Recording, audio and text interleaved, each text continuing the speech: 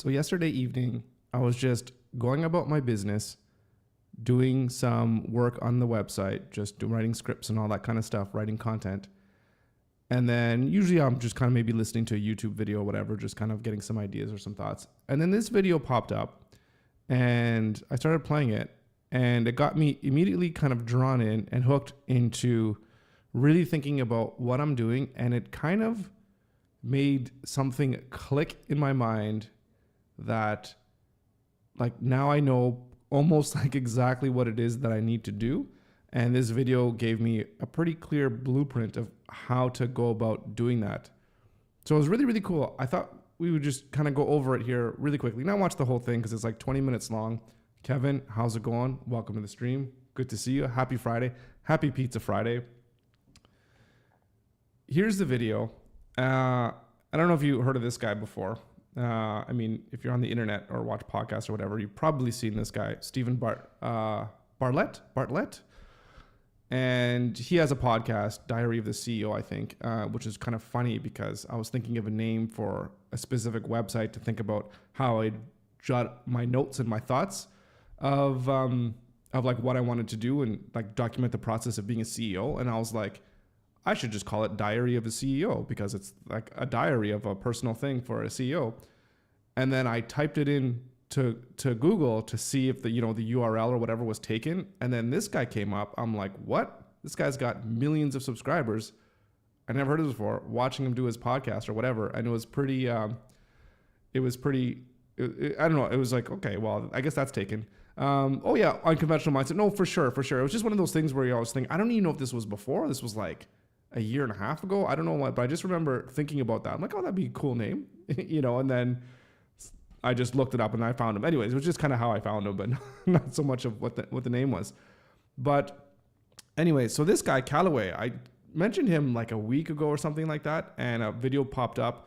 And this guy, he's got 14.5 subscribers now. He's going to hit 100,000 and 1 million like in no time because his content seems to be, at least for me, just really, really valuable. And it's actually gives you like actionable points as opposed to more like those inspirational kind of things. Anyways, let's take a look here because this is really important for me because I've decided to really focus on the podcast and using that as a springboard to be able to get myself known out there into the community and all that kind of stuff. But this video kind of really springs into my mind of how exactly and specifically I could do to make sure that it has every possible chance of success. So anyways, let's have a quick listen here. This is Stephen Bartlett. He's the host of Diary of a CEO, one of the fastest growing podcasts in the world. In 2019, he recorded his first episode on a $90 mic in his closet with a blanket over his head. Today, just 5 years later, that podcast makes over $2 million a month. That's $25 million a year. Yeah, I don't know where he gets those numbers from in terms of knowing exactly how much he makes, but I guess you could probably even assume based on the number of views that he's getting, and what the average brand deals or stuff would be. Like, I could easily see how he could be making that much money, which is like insane. Stephen's entire media machine boils down to one social media playbook that allows him to engineer virality and essentially hack the social media algorithms in his favor. Now, I have the full playbook he uses, and the good news is you can use the exact same formula to kickstart building your own 8-figure media business. Now, if you've tried to build a media company, so it's not like for me that I have this idea in my mind that I'm going to build a media business. I want to grow a podcast so that I could send people over to Pixel. But it's interesting to think of, again, of what are the possibilities that you can have if you do end up developing a really large following. I mean, there's lots of different directions that you can go. So it's really interesting to think about. Company on your own, you probably have the same problem Stephen did. He wanted to build a massive podcast because he knew long-form shows are the easiest way to build a cult audience. But podcasts are notoriously super hard to grow. And this is because of the distribution problem. I definitely know about podcasts because I've had some in the past where we've had 30 episodes or so and there's, very little traction. And I think a live stream is not that dissimilar from a podcast in the sense of, it's a longer form content. It's harder to get those hooks and those things to get people interested in what it is that you're saying because of the fact that it could be a slow burn or all those kinds of things, right? So which is why I think what I've been seeing in at least my YouTube channel for the live stream, is that there is growth, but it's like that really kind of slow growth. And there's a lot of things that he's going to say here that I absolutely should be doing and should have been doing in the podcast to help it grow, as opposed to just putting out the videos every single day. So it goes into a point where I think a lot of the things that I've been doing, I mean, it's good to get every day and come in here and work and, you know, do the live stream, but I think I should have spent more time working on the stream and the promotion after the fact, right? Trying to cut down the little clips and whatever, and really trying to get the word out of what it is that I'm doing. So I think there's been a really, a bad strategy, I guess, on my point, in terms of actually trying to let it grow. Instead of just like, if you build it, they will come. It's like, yeah, well, you kind of have to do a little bit more work than that. Problem. Audio platforms like Apple and Spotify have zero baked-in discovery. There is no For You feed for podcasts, which makes it very hard for a stranger to stumble upon your show. This is why anybody starting a podcast today also starts with video. But video podcasts on YouTube are also super hard to grow, because to get somebody to spend 60 minutes trying out a show they've never seen is a massive ask. And we all know it takes years to build critical mass on YouTube. Steven also knew this, but he found a way around the distribution problem. And that way is short-form video. Now, I know what you're thinking. I have a show, I've tried making shorts, it doesn't work. It's junk food views, the views don't convert to the show, yada, yada, yada. I've heard all of that. But the truth is, there is a formula that works so well. All the big podcasts are using it. And once you understand it, your shorts and your show will grow so much faster. I've studied Steven and a bunch of the other top podcasts, and they all use this same 5-step approach to short form video. Now, the first piece is making sure your So I think there's one thing to keep in mind that's important, especially when you're watching a video like this. You know, he brought up, you know, Steven's channel, some other, I think it was Andrew Huberman and Joe Rogan. So like, these are really big guys as well too. And one of the things, I'm sure he mentions this in this video as well too, is that these guys obviously bring in top end talent or celebrities or what have you. And that alone helps them get views as well.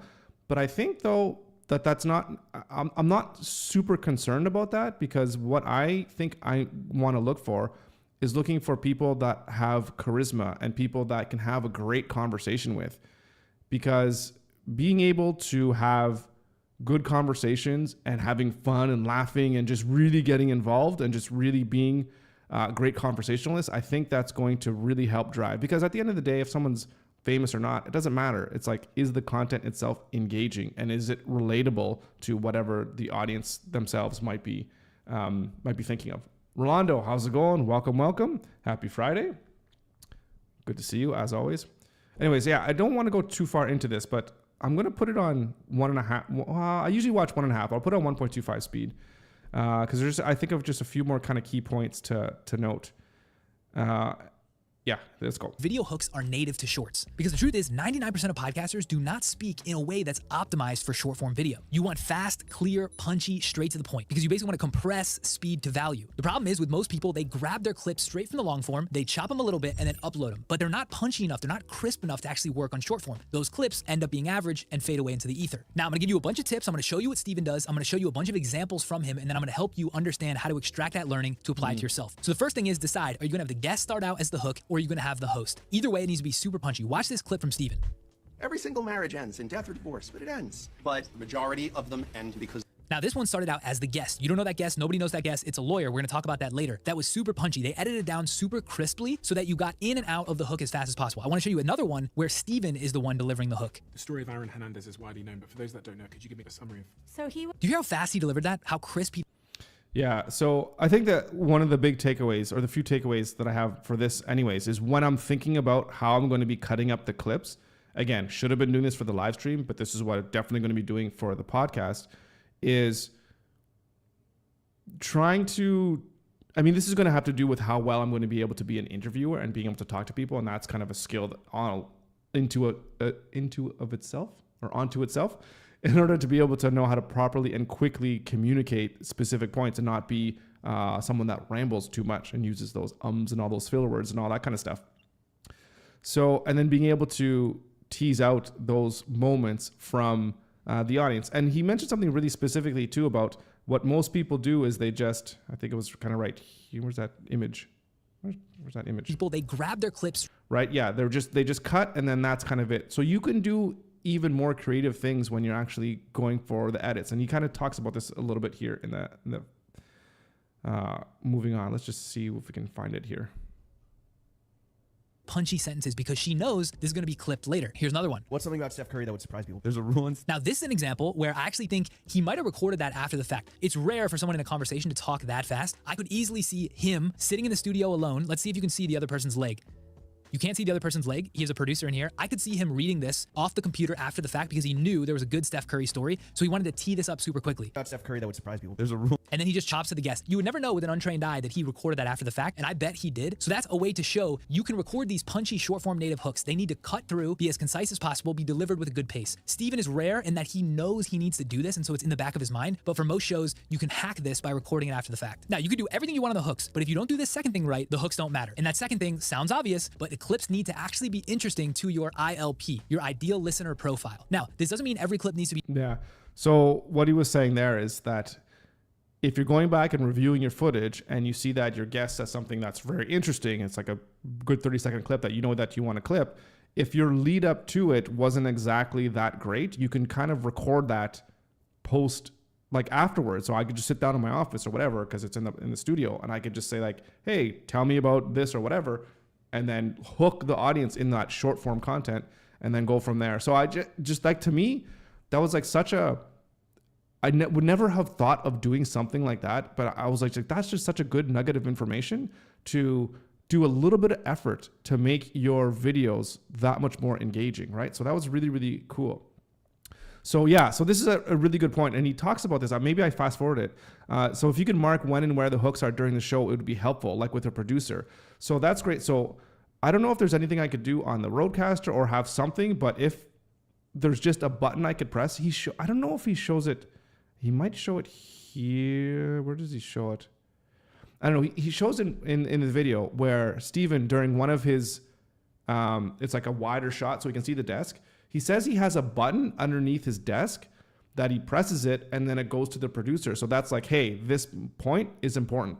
But what I can do, of course, is I could just have a pen and paper and just have, I could see the time, like there's a big time display of where the marker is when something's happening. And I could just be like, oh, 1925, and just mark it down on a notepad right in front as I'm talking to the guest and say like, hey, that is something that was really good. Or I can feel that there's a really cool moment that's happening. I want to clip this, which is really cool. And there's even tools here in OBS that if you're having conversations, you can hit a button. Again, I think this is a plugin by what's the guy's name? I think Harris Heller or something like that. Senpai Gaming or whatever. He's really good about like live stream content and all that kind of stuff. Anyways, so they have a plugin where you can just press it and then it like goes back 30 seconds and then records like a 2-minute clip or something like that. So you can kind of pre-create those clips and just kind of edit them a little bit in post, which is really, really cool. Stoyan, welcome. How's it going? Happy Friday. Welcome to the stream. Good to see you. Right. So let's talk about how to engineer more clips. Let's go for this a little bit. So I think, let's continue. To be Gen Pop. This doesn't mean every clip needs to be about celebrities or something that a lot of people understand. If you make a B2B marketing podcast and you picture a marketer on the other side, is the clip you're sharing actually going to be interesting to the marketer? Or are you just pumping filler because you think having more shorts is better when it's just volume? That's a big mistake people make. They take 1 hour podcast, they cut out 10 or 15 clips, and 90% of those are just nonsense, low value filler. Those don't do well. And so your overall average hit rate goes down and your growth is stalled. The clip has to actually be interesting. Yeah, that's another thing to consider as well too is, again, I don't know much about this, so this is what we're definitely going to be learning is it's not necessarily quality over quantity. Again, going back to this live stream, does it make sense to put out 5 live streams every single week if I could just do 1 a week and make that much higher quality and then also take the time to get good clips and all that kind of stuff because I've spent time producing the show, figuring out what I'm going to say, having a guest on, having more interesting points and topics of discussion or analysis or design and development, whatever the case may be, right? And it's just more punchy and more to the point and more basically interesting to the audience. So it's really, again, just listening to this too, it just, it's like intuitively I kind of knew it, but like hearing it again in this format, I feel like it just kind of made me click where I don't want to sound like too, I don't know, like saying this video just changed my life. It's, it kind of in a way, it's really making me rethink a whole lot of things about everything I'm doing in the business. And again, paring back down in terms of the volume of stuff that I'm doing and focus on doing really good work and really quality work, and then getting the most value I can out of all those things. And it's like the 80-20 rule, right? Spend 20% of your time getting 80% of the results. So I feel like I'm trying to, unlike the opposite, where I'm spending 80% of my time doing things that are giving me only 20% of the results. So that's kind of how I feel. And I think I need to completely flip that. And I mean, that's the whole, I guess that's the learning process. Yeah, it's okay to have aha moments. Yeah. The more you have, the better. And I think that's the thing too, is just always be open to learning and knowing, when you make mistakes or things go astray or whatever. So, but yeah, maybe something I should have probably learned a long time ago, but better late than never. For your ideal listener. And the reason for this is because people are trained to tune out noise. Now, Steven pumps out dozens of clips, but he will not put a clip out unless he knows it's compelling. How does he know it's compelling? He has a full team who's gut checking it, but the way for you, if you're starting your show out, you don't have a full team, the way for you to assess this is what I call the share test. Send the clip to a friend who is in the ideal customer profile, the ideal listener profile, and see if they would send it to their friend who's also in the ideal. And that's such a great point here. Sam, Pizza Friday, absolutely. Welcome. How you doing today? Good to see you. That's the other thing as well too, is thinking about what the ideal customer and what the ideal listener is going to be. And you see, like, you look at him and Joe Rogan or whatever, it's like, I don't know if you can say so much of what the ideal customer is, because he has such a variety of guests. And I know Rogan, when he talks about it, he's like, I just want to talk to people that are interesting. I mean, obviously he's got the freaking president on and all that kind of stuff. So he has access to some pretty high people, right? But, so I don't know how much they think about that, but for me, it's like, okay, well, who is my ideal customer and who is my ideal listener? So those are something that I think I need to spend just a little bit of time to kind of try to figure out. And, and just, I don't know, and just kind of go from there. But the idea of sharing it with other people, even before you go live, that's really quick, because it's pretty easy to share like a 60-second video. So you guys are awesome, because you guys are joining me quite often, and it'd be even great too for me to ask for help from you guys and just, throw it on Discord or whatever. It's like, hey, here's a 60-second short that I'm throwing up. What do you guys think? Is this shareable? Like, what brings value to you, right? So especially if we're going to be talking more in the web design or development space, right? Or even just entrepreneurial space, right? So I love that idea. And it's something that I never really thought of doing. It's just like, oh, well, you just kind of throw it out there and see what happens. But I mean, you could even do just a little bit of work even before you get to the point of launching it, to see how things go. Because I think it probably makes a difference in the whole YouTube algorithm when, again, you're throwing out constant fluff and it's not catching. Does that do something to say that, your channel's not really interesting to people? Like, does it hurt you? Like, I don't know, because you hear of people, they have great channels, they get really huge, and then they just like die. They have like 1 million subscribers, and then they have a video that gets like 1,000 views or 10,000. It's like, what's going on? So is it because of the channel itself, or is it just because the quality of the content sucks? Like, I really don't know, but anyways, just really interesting. Right. So, okay. He's talking about engineering clips. And then he's talking here a little bit about pacing, which is, I think it's all about, what the work I'm going to need to do to, like, every day try to get better at being a good interviewer, a better communicator, and better at, just being a really good host, to really start to bring out, the true person that I'm going to be talking to, right? And how do you engage with somebody to make them feel comfortable, that they could kind of loosen up, be themselves, and create a really engaging and insightful, like, conversation, and something that people feel like they want to listen to, right? And delivery of the rest of the clip. We talked about the overall body, we talked about the hook. Now the pacing, tone, and delivery of the rest needs to be energized. And you can solve for this two ways. One, guest selection. I think so many podcasts, so many shows will take any guest they can get because they're trying to hit this delivery cadence. When you take a guest that has low energy and doesn't deliver emotional responses, the clip is going to be boring. When they're monotone, the clip will be boring. So you should use guest selection as a filter to understand who is going to deliver in an energized way, so that you can get clips that are worth watching. Yeah, so that's going to be really huge for me, especially at the start, where I think it's a really big problem or something to think about of, I just need to get a guest, so I don't care who it is, as long as I have content, because I want to meet my once a week or whatever the hell the schedule is. I think what I'm going to have in my mind is, I don't want to do that. I don't want to be beholden to the schedule where if I think it's not good quality, then don't release it.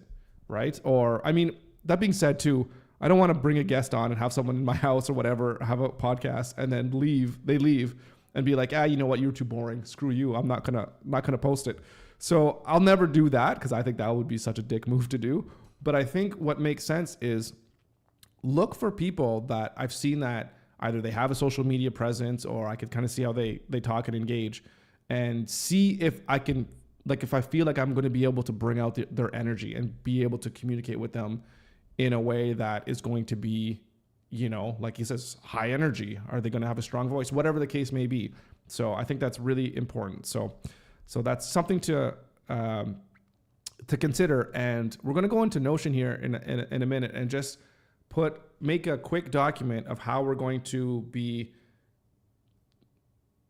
basically, I guess, tracking who we're going to want to have onto the show. We have this already. Andrew's already working on this. She has it in Airtable. But for the sake of Kevin, we're going to put it in Notion. I think it actually might work really well because we can use it as somewhat of a makeshift CRM, but then also use it to kind of track how we're going to like have a content release schedule or something like that. So anyways, we're gonna try bringing it into Notion. What was I saying? Oh yeah. Anyways, and yeah, one of the criteria it's going to be all about, you know, what that energy level is or what do I think that person's charisma is, and then kind of sort people based on that. And that I think is going to be a pretty high criteria. And I think I'm also going to put like, who cares about how small you are? Who are the people that you'd want to get, like, no matter what? Like, who are the maybe celebrities that could be around in Halifax that you'd like to talk to?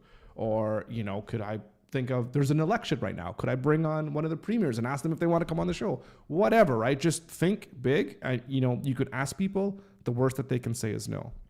So anyways. And then he talks about visual text hook, and that's just putting on text into your shorts. And that's, you know, just more tips and tricks on how to maybe engage a little bit more. How to enhance your video and audio quality. Okay. He's talking here about fake podcasting, which is kind of interesting. He's showing this here. This is really interesting. I never even thought this would be a thing. This is crazy what people kind of come up with. Then in high school, I was obsessed with this boy who was a year older than me, and Ask FM was really big at the time. This clip is not real. This is not a real podcast. This girl rented a podcast studio and is either having a conversation with a friend who's not being recorded, they're not recording the episode, or there's nobody on the other side, and she is faking the podcast conversation. She rents a studio, records a bunch of these clips, fakes the podcast clips, and puts them out. This is a huge trend that I'm seeing that not a lot of people know about. How do I know this is real? She tweeted directly, new thing I've discovered to hack growth, recording fake podcasts. Why does this work? This works because... It's like, how do I know it's real? Or it's fake? Because you said it's fake. That's crazy. But yeah, anyways, let's listen to what he says here. There's something I call the fly on the wall effect. When you're watching these in-person podcasts, you're watching these shorts, these clips, the reason they work is because you feel like a fly on the wall that's getting access to watch a conversation that you shouldn't be watching. When you record remote, most people think, oh, I can have my DSLR and look into it, and that's actually a hack. You actually don't want to do that because when you have the short, it's not natural for you as the recorder talking to someone else in the episode, for me as the viewer to then see you eye to eye. It doesn't make sense. Yeah. So the hack is if you're recording remotely, you should be recording the episode off center and then clip it this way. So you can simulate that kind of camera watching fly on the wall effect. To go a step further, you can actually just record a fake podcast. Now this works super well because, again, the fly on the wall effect, it feels like people are getting access to something they shouldn't get access to. Now Lillian here, this girl, is using this to drive leads and traffic to an app. She's not actually using it to drive to a long form show, obviously, because it's fake. If you're trying to grow a long form show, using a fake podcast clip isn't going to work because there's not going to be an episode to drive to. However, that for sure would have worked. But that's really, it's like these insane, genius little marketing hacks that people kind of come up with. And like, that's where I feel, for me anyways, I've been lacking because I've been so busy. I'm just going to work on this live stream and I'm just going to work on the business or whatever. But it's like I haven't done anything to actually try to get any kind of growth. And that's where I feel like, okay, this is, you know, like Kevin's saying, it's the aha moment. It's like I have to really get out of the comfort zone, really push the boundaries and the limits of what I think I should be doing, what I can be doing to try to gain some traction. Because at the end of the day, I think that, you know, I'm not the best speaker, the best interviewer ever, but I think I'm not that bad, especially compared to like the average people. And I think that the products that I make, you know, better than average kind of thing.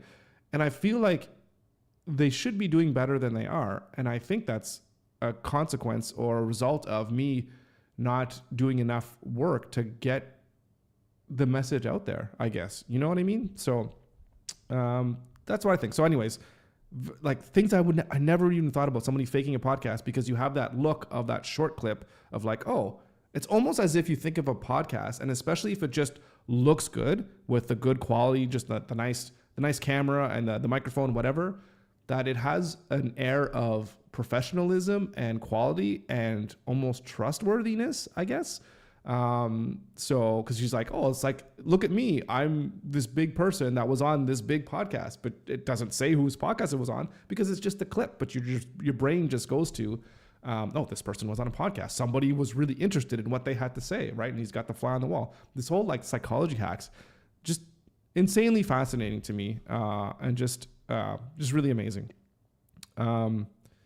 So last little bit here, he's talking about how to actually use shorts to actually drive traffic to your podcast or whatever long form content. Interesting hack. One other thing I want to talk about is how Steven actually connects the shorts to his long form show. That's a big complaint people have with the short form strategy is they're like, well, I'm getting all these views. Maybe I'm monetizing from the CPMs from the TikTok creator. Yeah, a lot of you guys probably know about Alex Hormozi, and he talks a lot about this as well too. He's like, well, you have the shorts or whatever, and they don't really translate into actual activity on the long form videos because they don't kind of cross over. But I don't think that's necessarily true. And I think this guy's going to talk a little bit about why or how you can kind of try to get yourself around that and get people from being just consuming short form content, scroll, to actually becoming a fan of the work that you do. Creator program, but I'm not actually seeing flow through to the show. So it's actually two separate things and it's junk food views. What is Steven doing to actually flow this through? You'd be surprised. He's actually not trying to drive individual clips to convert at a huge level. He's playing the rising tide lifts all boats game. This is his account on TikTok. All he does, every single clip, he has the name of the person, Professor Scott Galloway.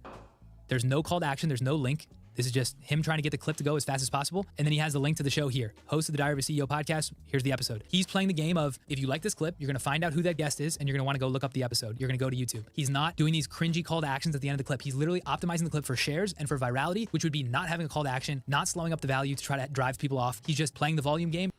I 100% love that because you guys probably know, I'm probably the worst person at asking for like call to actions, and I get it. It works. It's a good thing to do. I'm not saying it's good or bad or whatever, but in terms of like my personality, that to me resonates so much more to have a clip.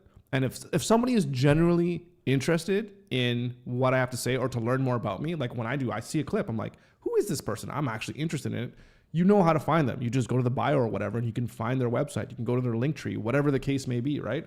So you don't have to have, hey, you got to subscribe, you got to do this or whatever, because, like what he's saying here, maybe for some people, having that might make it less likely for them to want to share it because it doesn't have as much value as they think it could be. I don't know.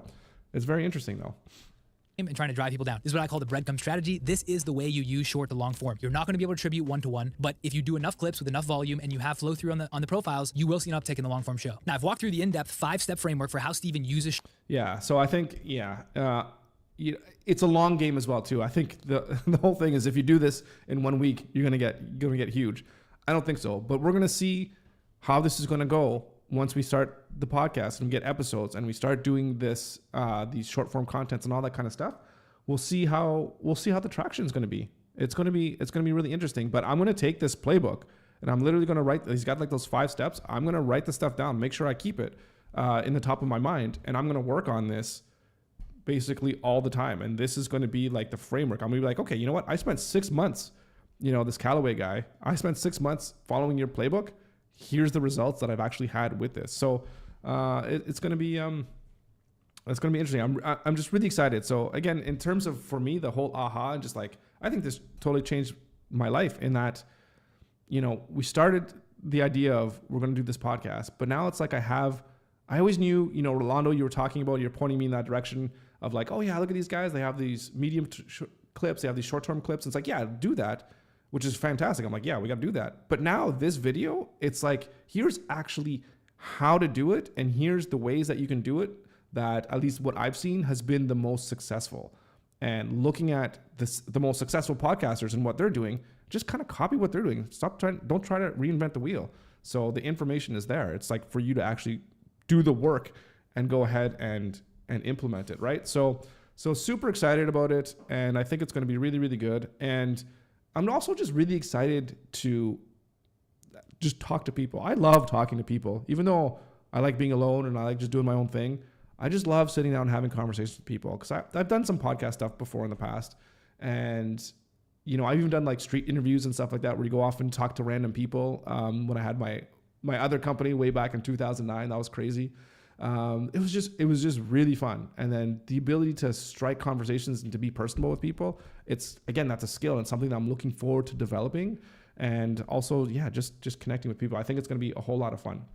So with all that being said, let's just very quickly here create a template that we're going to have to be able to track all the people that we're going to want to have on the podcast, and then maybe track, you know, what their response was and whatever. I don't know exactly how. I've never used like a CRM. Was that like a content content management system? Not a CMS, but a relation, like basically, what is it, like a HubSpot or whatever, where like all the communications you have with a customer or a potential client kind of goes through this like database or whatever. I think it's a CRM. I can't remember what that actually stands for.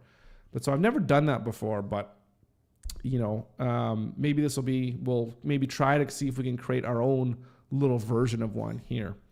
So, so I don't know what we should call this, but maybe let's call this podcast guests for right now. And maybe I'll zoom in a little bit here.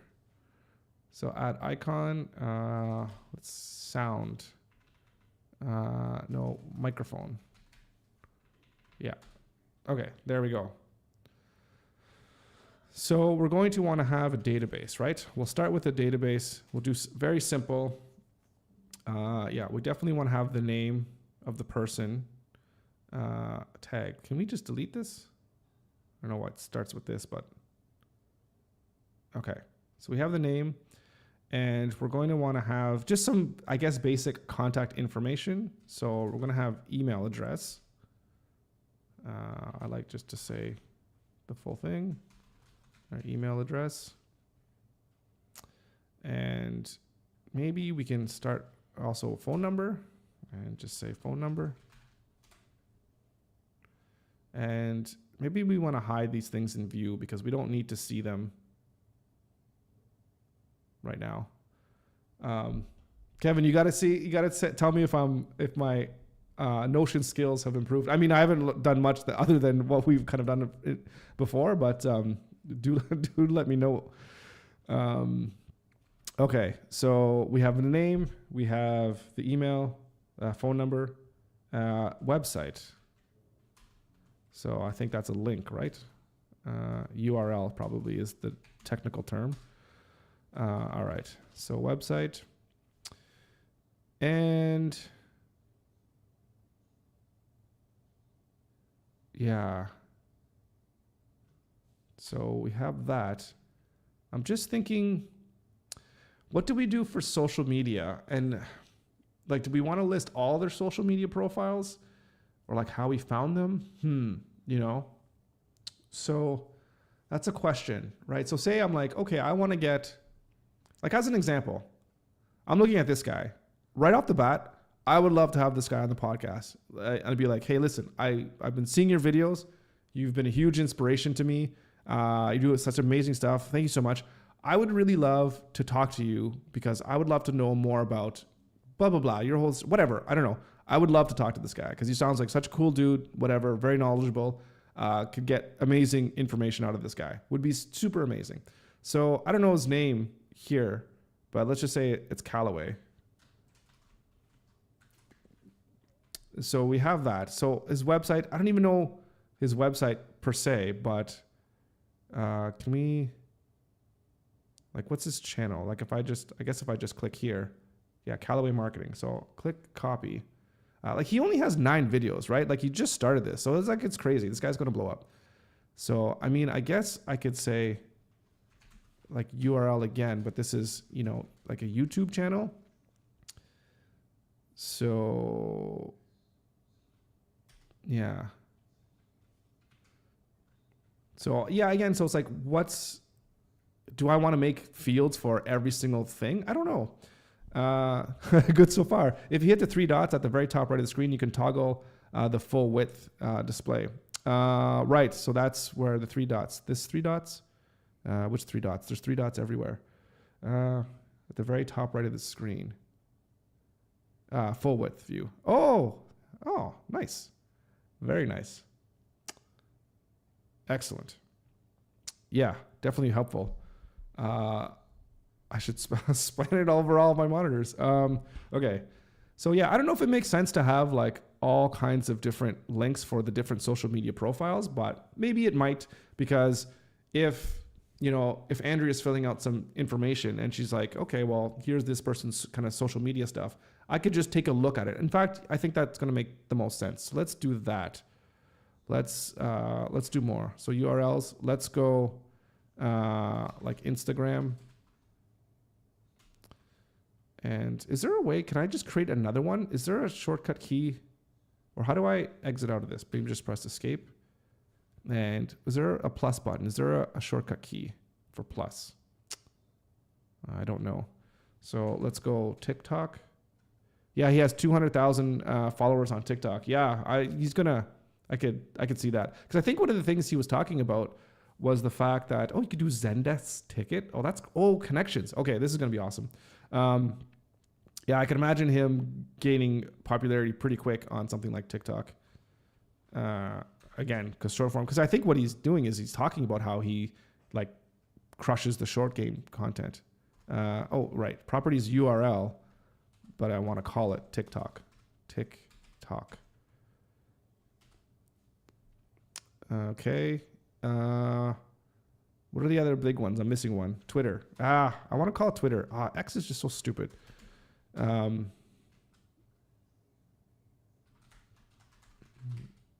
Everyone knows it's X now. I think we all just need to bite the bullet and just concede that it's just called X now.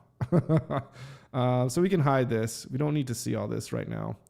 So Stoyan, I guess we got to find his Instagram handle. Anyways, we can find that later. We're not going to populate this right now, but so we have his social media stuff. What else do we want to put on? So I think the big point that we're going to want to do is sort people by, I don't even know what to call this. Basically, I think we can call it, what should we call it? Like charisma score almost, So let's put this as a select, because it's going to be custom. Yeah. So we'll call this charisma. And our options are going to be, I guess we're just going to do, sorry, let me get rid of that comment. I guess we'll just, is this small to see? Let me zoom in a little bit. Oh, that's another wrong. I want to zoom in here. Okay, what were we doing? Edit property. So I guess we'll just do maybe 1 to 5 for stars, right? So that's 1. Windows key, period. All right, I could just copy this. Oh. All right, and paste that one, and paste, paste, paste. Okay, so if I go here, I'll say, oh, how come it didn't do,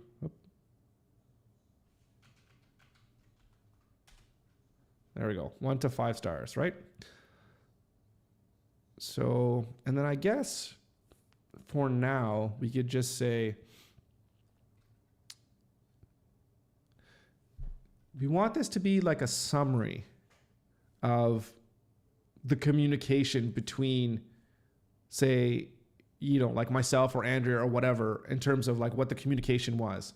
So does that make sense to put that into one field? So, and I think, Kevin, from what you were saying, is that when you're in one field specifically, you could expand it, or I don't think you can expand this. I think what you could do is you can expand this, and yeah, you can have communications here, but we can't expand it in here. So where do we?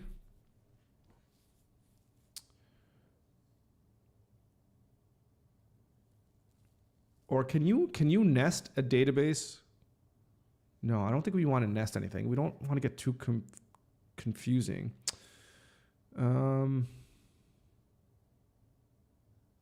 I guess what I'm saying is, so say, we want to have something like this. So you can put a table inside the row for sure. So like say as an example, Andrea will come in and write, I emailed him on, January, 2nd, 2025. And then like, how would we track this? And then, he responded. Oh my goodness. Responded asking, for more details, connect on Friday. Like, how do we track the actual communication? So you can put a table inside of this row. It can be a conversation tracker. So when you're saying inside this row, this is the row right here. So in here, what you're saying is we can put a table in here, and then this is like the conversation tracker almost. But I guess the question is, how are we going to be able to view this? I don't know. And how's it going to make sense? Maybe add a status property for responses such as decline pending. Yeah, that makes sense too. We're going to get to that too. Okay, so, but this table here, yeah, like it can't, like it doesn't live on here. So I guess the question would also be, how do we display, say, some of this information on here? I bet there's a way. I don't think we need to get too involved in that right now. Okay, yeah, let's park that just for a second, and let's figure out the rest of the columns we're going to want for the general tracking, and then we can kind of go from there and figure out exactly how we're going to put things on the inside. So we want to have, what is this? Okay, hang on a second. Let's just delete this. I don't know what this is. Okay, so we have, this one. I don't want to see this one. Don't want to see this one. And so we do have status right here, which probably is going to be the one that we're going to want.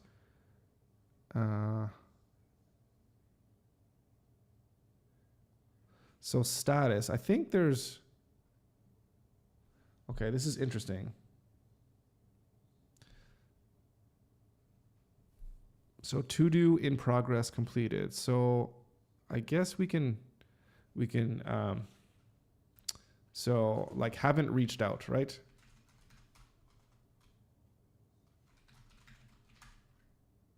Or like waiting. I don't even know what to kind of say, but just, no, not waiting, but haven't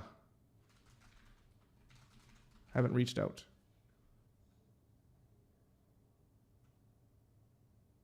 Okay. And then we can have a few different ones here. So we have basically reached out, just like waiting for a reply, right? So we can maybe kind of put that one green. And then another in progress status could be, oh geez, I don't know, like,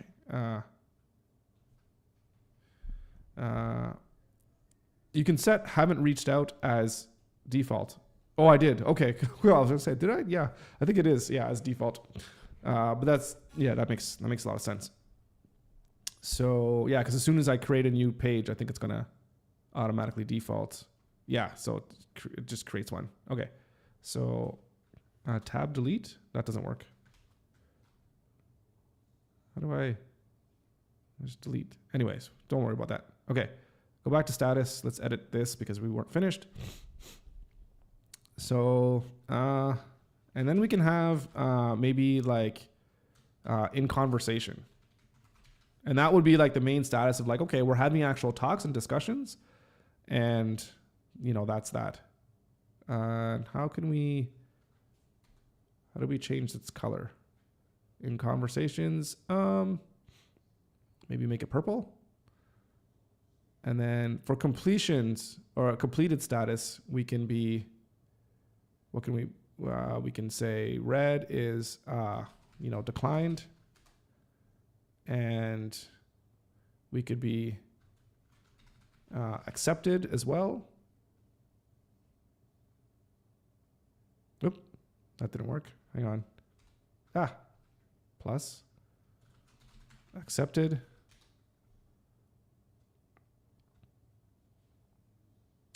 I think that's kind of all that we want, right?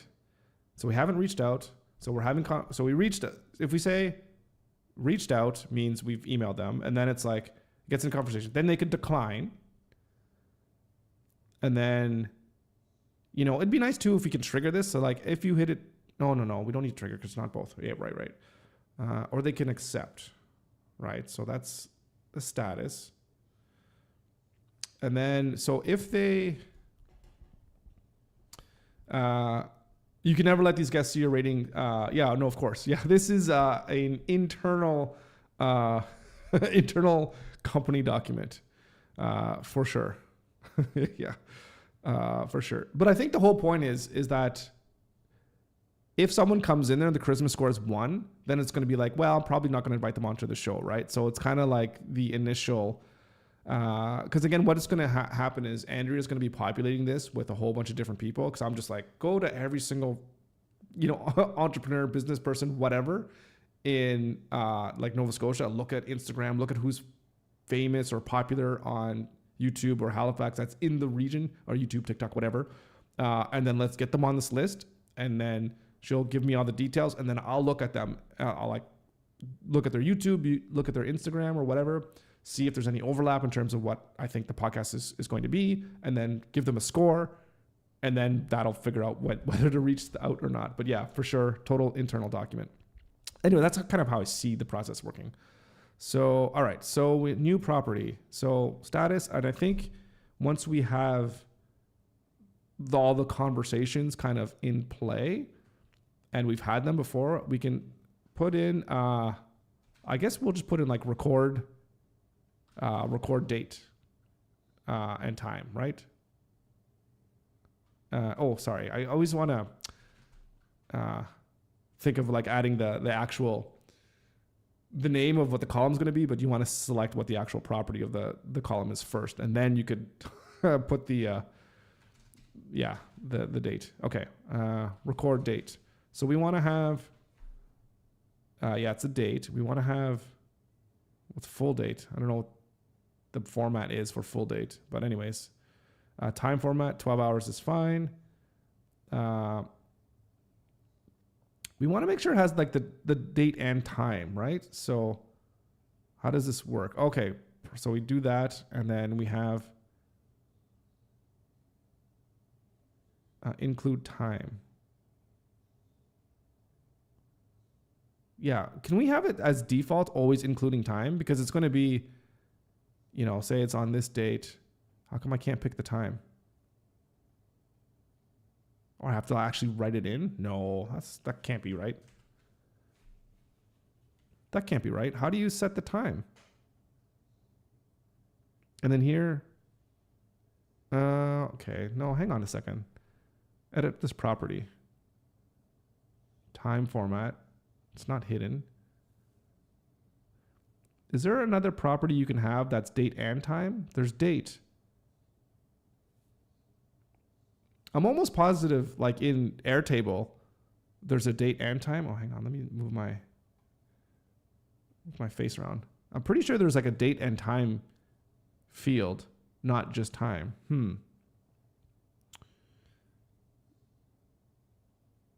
I guess that's it. I guess we're just stuck with date. And then if we want to adjust the time, we just have to physically type it. That's annoying.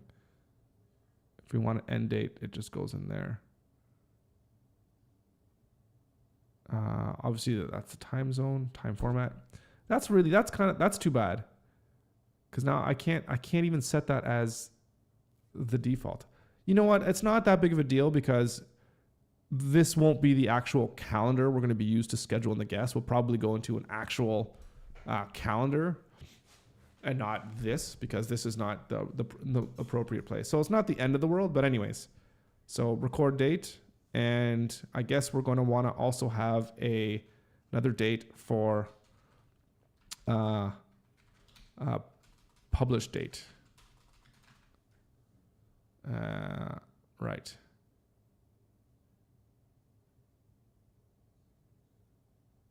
Right. What does this wrap in view mean?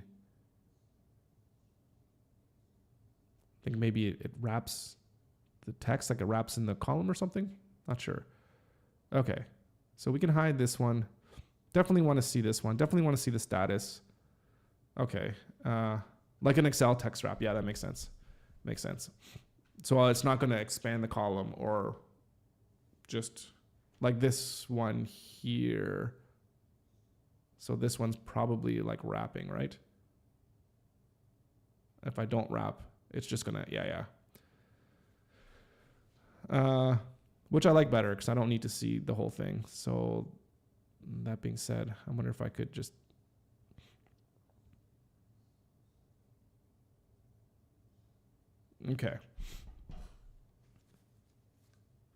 Okay, so I like this. So this is, what is this untitled? So this is podcast guest. So this is just, I don't know, just call it guests, or, yeah, I don't know what we should call this.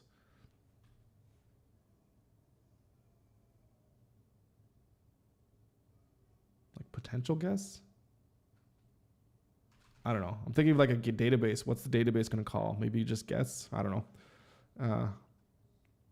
It's the name of the table which you can hide, which we can hide if we want to. Okay, hide database title. Yeah. Well, just leave most things kind of open for now, just so we can kind of get kind of get an idea of how things are going to work with this. Okay, so I guess when we click on this, so we'll have this. Can we order these, or are they always in alphabetical order? And there's no way. I mean, there's a handle here, so I guess we can drag it. I would imagine it's going to remember. So we have his name there, Charisma. Put that at the top, and then like I want some of this stuff on the top, right? Like his socials, so that way when I'm reviewing, I'll just know kind of. Maybe status, bring that up. Yeah, anyways.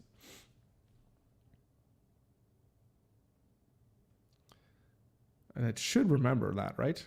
Hopefully that will be the default view for all of them. So test guy. And open this up. Yeah, okay, that's good. Good. All right. Delete you guys. Okay. So now in here, I think we're just gonna have to figure out how to, I probably will do maybe a little bit of research and digging around to, all those Airtable, Notion Pro guys to see how they might do it like a relational database or the CRM, whatever it's called. And maybe think about how I could track the conversation, because I don't want to be too crazy about it. Like this might just be, date and time and then text field, like what was said. It might be simple like that. In fact, maybe let's just put that right now. So let's edit this property. And I can't edit the type. Okay. All right, well then can I delete it? Is it because it's locked? This title's type can't be changed. So I could delete this one. How come I can't delete this one? Is it because it's the first one? So if I just say, conversation date. Oh, it's just gonna call it that. Okay, whatever. Conversation date, and then I guess the text and notes, right? I'd suggest a separate table for tracking convos with all guests, so you don't need to go into each guest to record it. You can have a lookup to the guest. Oh, right. I see what you're saying. Right. And then you could add a view of that table into each row to filter down to that person. So it'll update as you up. Yeah, I see what you're saying. That makes perfect sense. That's cool. I like that. Can I move this? Can I drag it out? So like it's like this? Looks like I can, eh? And then I'll have this as, I guess this would be like a lookup, a roll up, or relation. And the relation would be the guest. There's no limit. Show on guests. I guess a little bit, yeah. No, but one guest can only have... No, a guest can have multiple conversations. And yeah, I guess multiple conversations could be on multiple guests. So I guess it makes... Oh, this isn't showing the relationship. Or is it? Yeah, I don't know. Let's put this. Yeah, relation. Yeah, makes sense. Okay, so...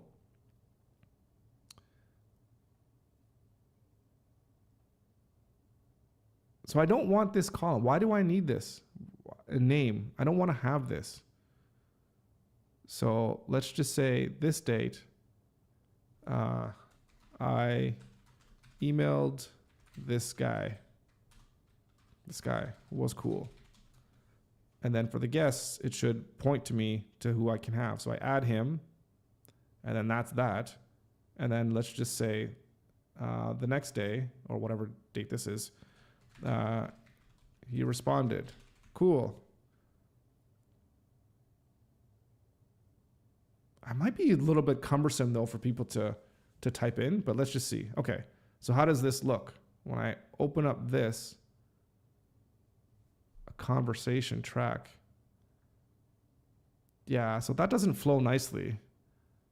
I mean, it's got this, like new page. That kind of sucks. So what we want to see here though is we don't want to see new page. Like we want to see like the notes, right? Like what I would want to see, instead of it saying new page, to say date and then the notes. You know what I mean? I'm sure there's a way to probably do that. I just need to figure out how to do that. Maybe I could add a table inside the guest page. Add a table inside the guest page. Oh, so then this. Oh, add a table. Oh, add a table inside the guest page. Oh, okay. I think it would. I think you're saying this. This is what I think you're saying.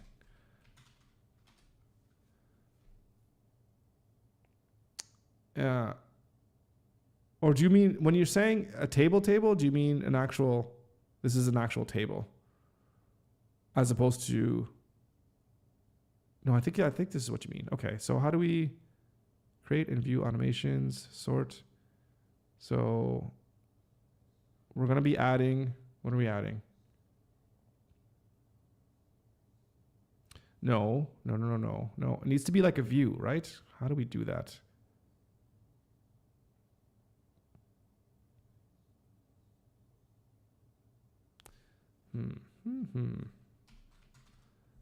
I think it's,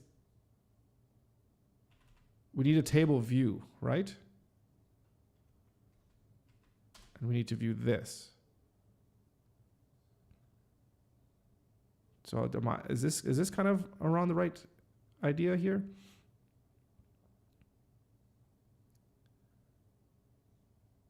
Right. I don't know why there's a space here. That's probably these ones. Okay.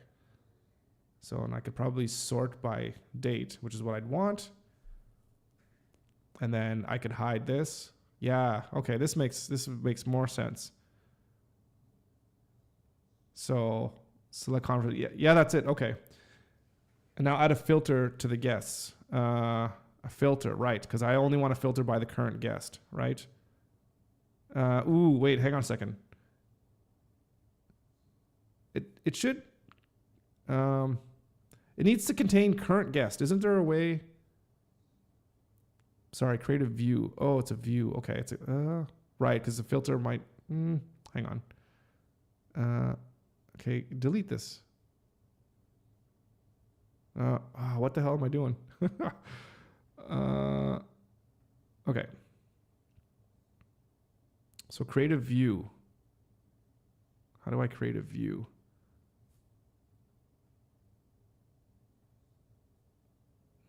Create a view. All right, hang on. View options.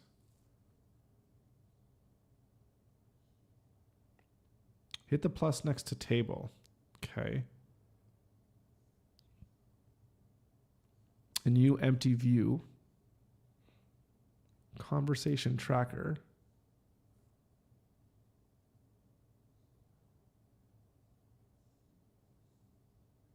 Why are there two tables? What's a new table view?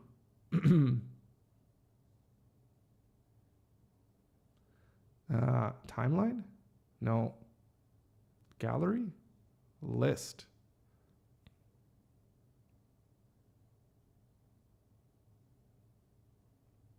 No, that's not good. Oh, am I screwing up? Yeah, I definitely call in. I only have I don't have very much time, but yeah, let's get you on the horn then. And I haven't what's the word I'm looking for? I haven't done any testing at all to get the sound coming in, so you're gonna have to bear with me on having bad sound. Okay, so right. Participants, we need to invite you.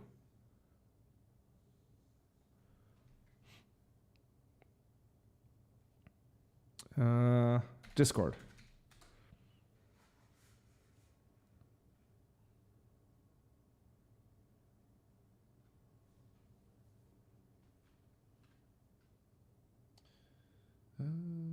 All right, there you are.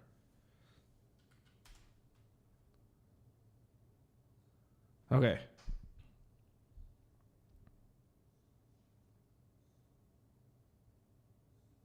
So X out of that.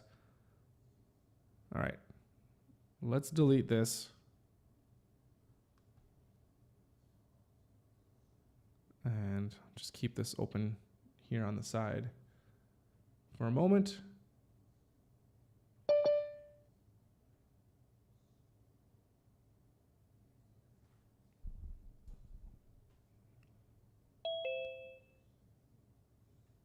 All right. Hello. Kevin, how's it going? All right. All right. All right. Can you guys hear Kevin? Coming in loud and clear for me on my headphones and the speakers. So let us know. Anyways, thanks for agreeing to hop on. You're probably pulling you're just like me. I pulled our hair out so much from watching people struggle with things. Yeah. So that the table views is probably the best part about things like Notion, like these databases versus Excel or really anything else, because you can have the same set of data just rearranged however you want. Yeah. So that area where it said like timeline or something, it's just another way to represent the same table's information. So sometimes looking at that same thing as a card or as a Kanban is more helpful. Right. Especially if you have, like, you could imagine you have 20 people on the guest list and you just want to know, like, I just want to see them in groups of who's accepted, who's declined, that sort of thing. Like a Kanban view sorted by status would be really helpful. Right. Yeah. So in the conversation tracker, in this individual page, let's, on the canvas, do the /table. Now, what you do here is not, so what you do here is going to be unique to this row. What you would need to do is create a template and apply that template to future rows. Right, and we'd want that to happen automatically. Otherwise, it'd be useless. Yeah. Not useless, but I don't know that it happens automatically. That's where the properties are helpful in that sense, because that's going to auto-populate. I don't know if a table is going to, a template's not going to I don't think a template will automatically populate. Although there are some automations that maybe it's when like a new row is created, add this. Right. That's something. After I stopped using Notion hardcore for work, they introduced a lot of automation. So that might be Yeah. something worth looking into. I'm sure there's got to be something because has to be like a pretty simple thing that people are going to want to do, right? Yeah, I would think so. But just in terms of creating a view, like a filter view, this is how you would do it. You were going in the right direction with the / table database. Database. Yeah. And then we're going to select the conversation tracker. Well, select conversation tracker. Then this is where I'm not sure what this means, a new table view or just view the table, but. So I think if you hit the view the table, you're looking at the original formatting of the table as you have it on that other area. Right. If you hit new view, you're going to create your own, slice of it. You're going to say, just show it this way. So new view is probably correct. And then you can go on so that filter icon that's to the left of the new button. Is this the one? No. Oh, You can name it, but I wouldn't even name it for now. For now, let's just get that filter on there, and then you can go back and name it. right. Close that little window there, that pop-up. Oh, close this whole thing. Okay. Yeah, or hit done. And then those little icons to the left of new, there's a filter option there. Oh, the filter. Yeah. There you go. So now you can filter by guest. And I don't know if there's a way to say this guest, but try it. Right. This is Callaway, a new Right. page, which is weird. But yeah, that's what we want. But yeah, you definitely want it to be like current. Automatic. Yeah, I don't know how to do that. I know in Coda, the other system I use, it does it very similarly, which is one of the things I liked about it. There might be a way to do it Right. here, but this is sort of the flow that you would go through. Yeah. And then yeah, and that's perfect because that's what we want is to just see the conversation, right? What was the date? What was said, or whatever the notes are that someone. Now, if your wife is going to use Notion and you make her a separate user account, you can have another row in there for like the person Right. who entered that row. So you can see she had the conversation or you had the conversation Right. as the person who entered it. Yeah. Whoops. So when you add property, all the way at the bottom, it's like some of those, like the metadata things, like when was the row created, who created it, that sort of thing. Yeah. So there's definitely like this person Created here. by- No, not that one. Oh, like create. Oh, okay. Instead of. Oh, so it'll just do it. Just right. knows who's logged in and will auto. It does it auto. create. Yeah, exactly. That makes Yeah. sense.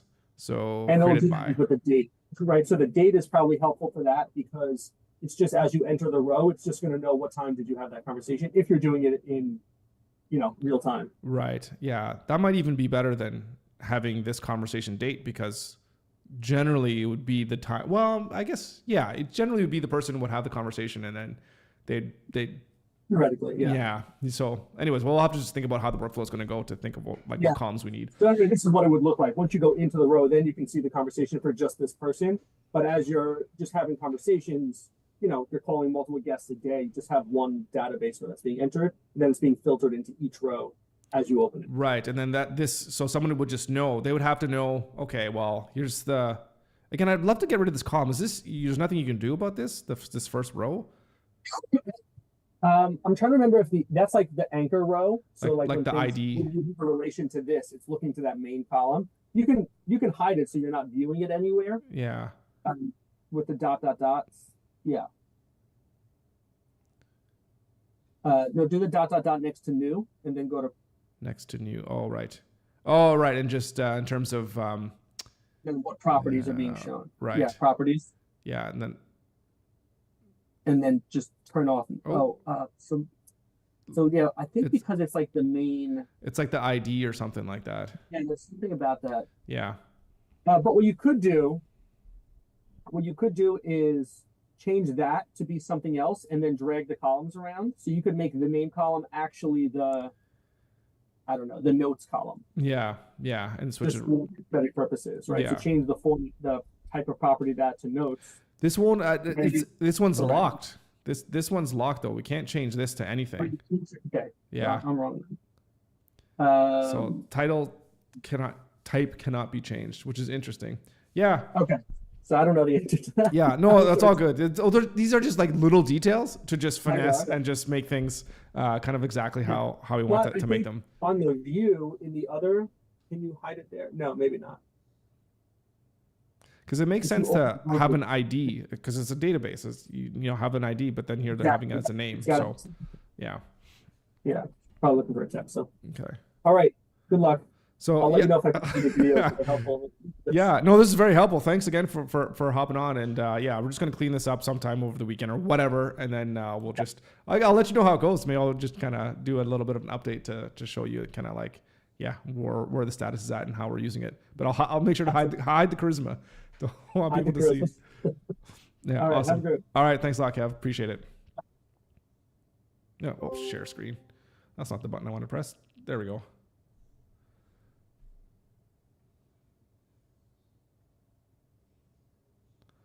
All right. Oh, that was awesome. Thanks again, Kevin. Really appreciate that. Yeah, so we just have to see it and work with the flow and thinking about, how Andrew's going to want to use it. She's going to put in notes or whatever. And she's just going to have to know, to click who the guest is going to be. So, yeah, like I think that workflow is going to be okay. I don't know if she's going to be like, oh, that's too much issues because I don't know who I'm talking to. And, maybe she's like, oh, I'd rather click into this person and I'd rather put the notes in there. But I guess you can even do that too. So if, you're in here, you can even add the notes to that person as well too. So you don't have to go into this. It doesn't look like you have to go into this. See, it's updating right here. So you can even do it on the individual person as well too, to track the conversations in there. So the key is going to be able to create some type of automation so that when we have a new guest, we want to go ahead and create a command. So I wonder if here you can look at the automation and say when a new page is added, and we could probably upgrade to plus. So we'll have to pay for this. So add page to, or something like that. So we could probably do something here where we're going to have to pay for it. Of course, we're going to have to pay for it. So that's going to be an interesting question of, are we going to want to do that? Do we want to pay for another tool? Or do we have another tool that we're already paying for that could do the same thing? Oh, geez, that's going to be interesting to think about actually.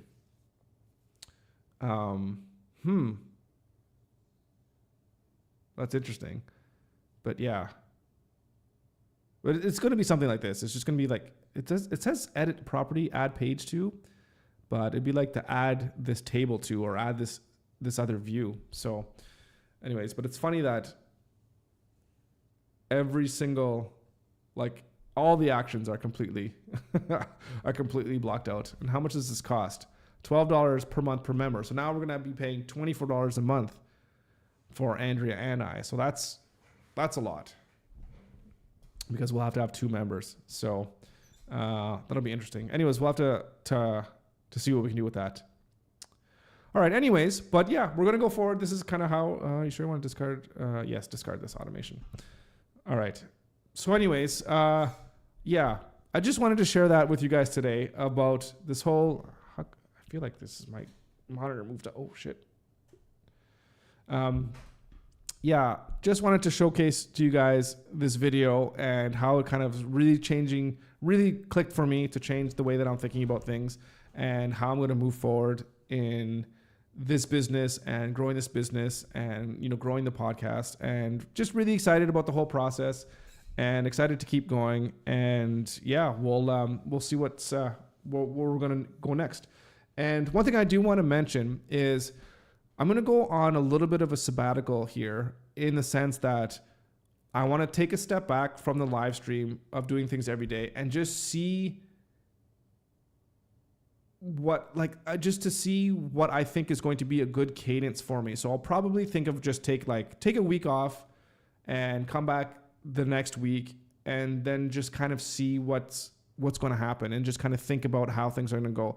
Because I can take the week, finish setting up my studio here, and then I'll have time to completely rearrange things, because things are going to have to get gutted as well too, so I can make sure everything is kind of freed up. And doing a live stream every day is kind of really going to put a little bit of a wrench in that. And then I could think about how I want to go forward in this live stream in terms of, Is it once a week? Is it 3 times a week? Is there one podcast a week and then one live stream a week or 2 live streams a week? Just going to figure all that stuff out. So if you do want to follow along, I'm probably going to get into that. I'm going to get into the habit of having my Discord open every day. So if you ever want to touch base with me, or if there's, maybe I'll post some things of just like what I'm doing, if you're, in case you might be interested or whatever.